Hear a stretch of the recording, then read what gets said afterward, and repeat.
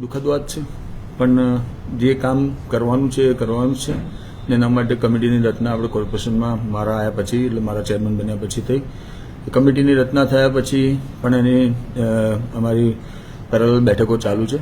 બેઠકોના માધ્યમમાં એ લોકો તરફથી જે અમને ડોક્યુમેન્ટ કોર્પોરેશન તરફથી માંગવામાં આવ્યા, અમારા તરફથી દરેક ડોક્યુમેન્ટ અમે પહોંચતા કર્યા છે.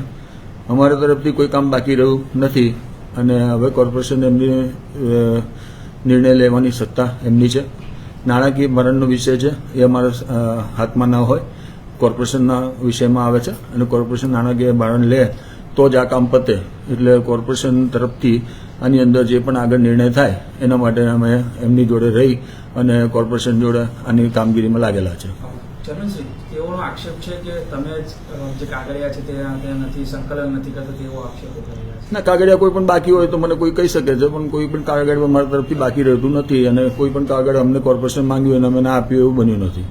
બીજો વિષય કે જે બી કાગળિયા અમે આપીએ છીએ એ કાગળિયા બધા જ ચોથા વર્ગના પ્રમુખ નિલેશભાઈ રાજના માધ્યમથી એમને બતાવીને એમને સમજાયા, એમની જોડે રહીને એમના સંકલન કરીને જ અમે આપ્યા છે. એટલે એવું બી નથી કે અમે ડાયરેક્ટ કોઈ કાગળ અમે કોર્પોરેશનને પહોંચાડ્યું અને કાગળમાં અમે અમારા તરફથી કોઈ ડાયરેક્ટ ગતિવિધિ કરી હોય. એમને સાથે રાખીને ચોથા વર્ગના કર્મચારીના પ્રમુખને સાથે રાખીને એમની ટીમને સાથે રાખીને એ લોકોને બતાવીને જે કાગળિયા અમે પહોંચતા કરીએ છીએ અને જે કાગળિયામાં અમને કોઈ અડચણ હોય તો અમે એમને પૂછીને બી એ કાગળિયાની પૂરતા કરીએ છીએ. એટલે એવું કોઈ જગ્યાએ અમારા તરફથી હોતું નથી. પ્રમુખે જ આક્ષેપો કર્યા છે, પ્રમુખના આક્ષેપ ખોટા છો માનો છો? આક્ષેપનો વિષય એવો છે કે માણસ જ્યારે બહુ વખતથી કોઈ કામ ના થતું હોય તો એ વ્યક્તિ બોલી શકે છે કોઈના માટે ગમે તે, પણ અમે અમારી તરફે કોઈ વસ્તુ બાકી નથી રાખી. એ તમને અમે પ્રૂવ કરીએ છીએ ને એ વસ્તુ 100% છે કે અમે કોર્પોરેશનમાં કોઈ પણ કાગળ બાકી રાખ્યો નથી અમારી તરફથી. હવે આ કોર્પોરેશનનો પ્રશ્ન થઈ ગયો છે, આપણે આપણા કર્મચારીઓ માટે તો લડત લડી છે ને આપણે કોર્પોરેશનનો રજૂઆત તો આ જે કર્મચારીઓ છે તે પોતાના મીડિયાના માધ્યમમાં આવીને ખોટી રીતે પ્રચાર કરી રહ્યા છે, કારણ કે આ તો પ્રોસેસ છે.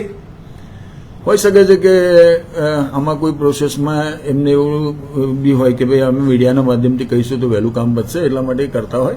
અને દરેક નાનો માણસ એ કરે આવું, એને જ્યારે કોઈ બી માણસ છે એનું ઘણો વર્ષોથી કામ અટકેલું હોય તો એ ગુસ્સામાં કંઈ બી કરે, કંઈ બી બોલે તો એનો બહુ માઇન્ડ પર નહીં લેવાય.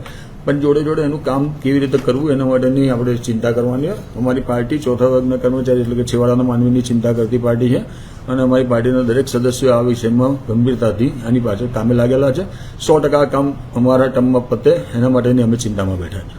33 થી 38 વર્ષનો આ પ્રશ્ન છે. નિશિતભાઈ ચેરમેન બન્યા, આ પ્રશ્નનું નિરાકરણ આવશે? નિશિતભાઈ ચેરમેન બન્યા તો પ્રશ્નનું નિરાકરણ આવશે એવું નિશિતભાઈ તો ના કહી શકે, પણ નિશિતભાઈ એવું કહી શકે છે કે જે અમારી જવાબદારી છે એ જવાબદારીમાં નિશિતભાઈએ કાંઈ પાછું પડવાનું જરૂર નથી. નિશિતભાઈ આ કામગીરીમાં લાગેલા છે.